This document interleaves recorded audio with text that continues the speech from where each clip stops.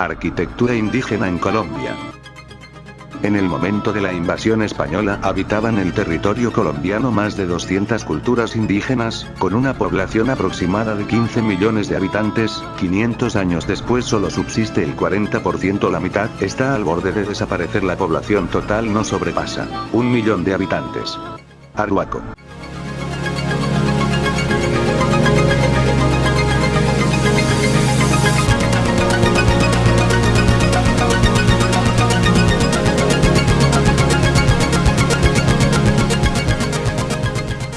Vivienda Arhuaco. Los pueblos se componen de una casa ceremonial masculina alrededor de la cual se ubican viviendas redondas o rectangulares, techadas en paja.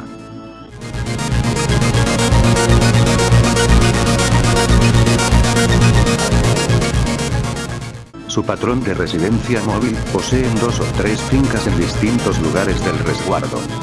En Vera.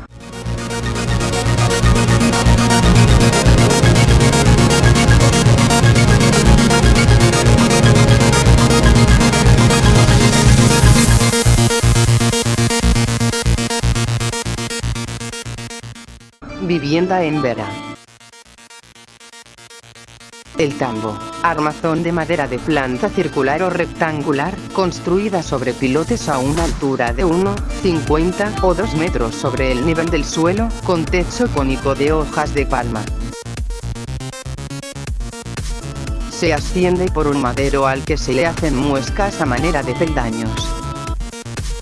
La mayoría de las veces no tienen paredes exteriores ni divisiones internas. El piso de estrellitas de palma, sobre una base de tierra se construye el fogón, y a su alrededor se desarrollan actividades cotidianas diurnas y nocturnas. Guayú. Vivienda Guayú.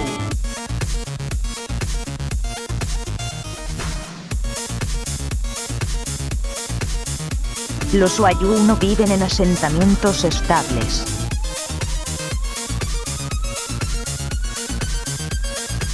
Tradicionalmente se organizan en 5 o 6 viviendas ubicadas de forma dispersa con distancias de varios minutos de camino, conformando una ranchería o caserío.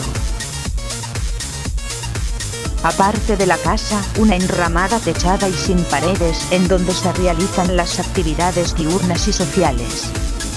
Junto a la casa se ubica la cocina, sin techo, encerrada en cactus para protegerla del viento y la arena. La casa de forma rectangular, dividida en 2 habitaciones con techos en los que se cuelgan las hamacas para dormir y las mochilas.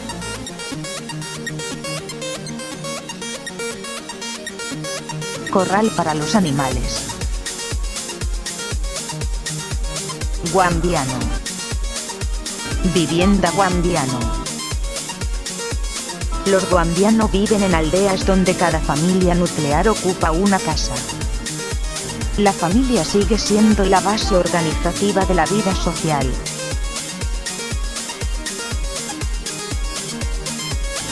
Las relaciones matrimoniales son endogámicas en la etnia. El amano es la tradición matrimonial que ha perdido fuerza por la influencia de la religión católica. Algunas las parejas continúan organizándose libremente.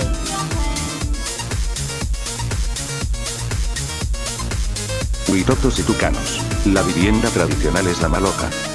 Esta casa multifamiliar, aunque dejó de ser el lugar de habitación, pero representa el eje de la vida sociocultural y ritual de los huitotos y tucanos. La maloca es símbolo de prestigio y de actividad, bailes, ceremonias para prevenir enfermedades, propiciar las buenas cosechas y garantizar la cohesión del grupo. Las comunidades construyen casas individuales, alrededor de la maloca, donde vive el cacique y su familia. Motilón, Bari, El Bohío.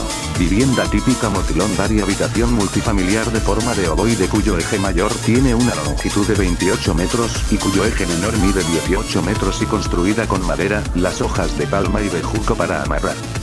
En el centro del bohío se encuentran los fogones, y a los lados están las hamacas para dormir. Una vez construido el bohío y antes de habitarlo se produce la ceremonia del exorcismo con el fin de alejar de él los malos espíritus y también para hacer una limpieza de otros seres maléficos para el motilón. Orientado de manera que los extremos más separados estén hacia el oriente. Muisca. Vivienda muisca. Las casas cónicas. Pared en circular de palos enterrados como pilares más fuertes sobre los cuales se sostenía de lado y lado un doble entretejido de cañas tupido de barro. Techo cónico cubierto de paja asegurada sobre vara, puertas y ventanas pequeñas. Casas rectangulares. Paredes paralelas de bareque, techo en dos alas en forma rectangular, puertas y ventanas pequeñas. El mobiliario. Camas de cañas, llamadas barbacoas, sobre las cuales se tendía gran profusión de mantas. Los asientos eran escasos pues los indígenas solían descansar en cuclillas en el suelo. Además de las casas comunes existían otras dos clases de construcciones, la de los señores principales, jefes de tribu y de clanes, y las de los jefes de las confederaciones chibchas, como los zaque y los zipas. Los muiscas tuvieron un menor avance. Sus construcciones se resumían en dos formas básicas, cónicas, construidas con un círculo de varas enterradas y un techo cónico cubierto de paja. El piso era recubierto con esparto fino tejido de cañizos atados con hilos de distintos colores. Rectangulares. Consistían en paredes paralelas también de bareque, construidas también con un cercado de palos enterrados, pero en forma rectangular, y el techo era de dos aguas.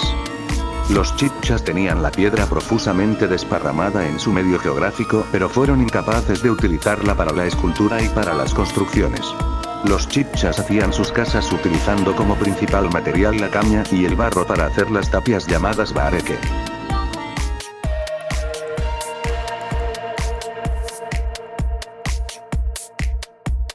San Agustín. Vivienda. Los sitios de habitación encontrados por la arqueología aparecen asociados a campos de cultivo. Poblamiento disperso, ubicado en las tierras más aptas para la siembra y los nacimientos de agua. Viviendas solas y a veces con otra pequeña construcción aledaña para fines domésticos. Grupos de 3 o más casas, caseríos. Solo en Quinchana se hallaron vestigios de población nucleada. Estrechos senderos unían los núcleos habitacionales. Casa de planta circular oval, 3 metros de diámetro, estructura sencilla, suelo de tierra apisonada, paredes de bareque y techo cónico de paja. Se practica.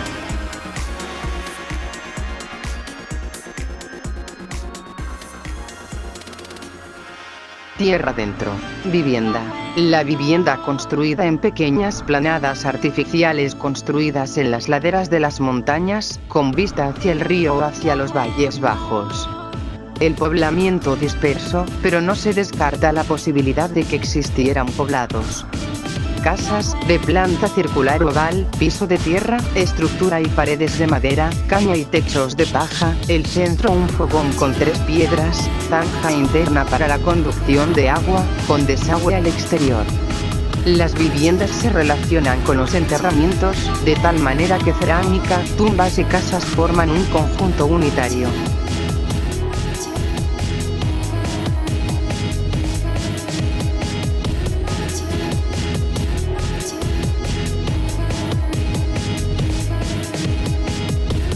Taironas. Vivienda.